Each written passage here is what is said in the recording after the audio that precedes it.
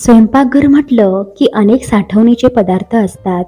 उन्हाळ्यात पावसाआधी पापड, कुरड्या, मसाले असे साठवणीचे पदार्थ आपण तयार करतोच. शिवाय वर्षभरासाठी मसाले, सुकामेवा, धान्यही साठवून ठेवतो. यासाठी या काही खास टिप्स. नंबर 1. आलं लसणाची पेस्ट जास्त काळ टिकवण्यासाठी ती बनवताना त्यात थोडं मीठ आणि तेल टाकून हवाबंद डब्यात फ्रीजमध्ये ठेवा. नंबर 2.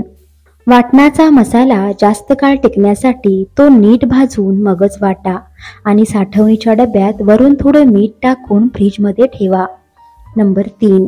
कोथिंबीर आणि हिरव्या पालेभाज्या जास्त काळ टिकण्यासाठी त्या नीट निवडून कापडात गुंडाळून फ्रीजमध्ये ठेवा.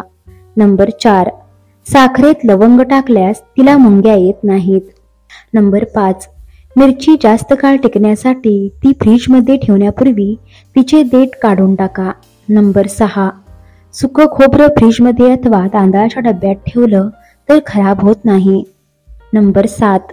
कडधान्य टिकवण्यासाठी त्यांना तेल लावून कडक उन्हात सुकवून ठेवावे. नंबर 8.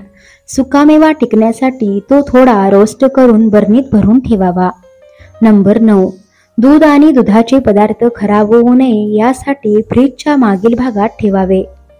नंबर 10. मासे अथवा चिकन फ्रीजच्या तळाशी साठवून ठेवावे, ज्यामुळे फ्रीजला घाणेरडा वास येत नाही. नंबर 11. फ्रीजमध्ये बेरीज टिकवून ठेवण्यासाठी त्या व्हिनेगरमध्ये बुडवून ठेवाव्या. नंबर 12.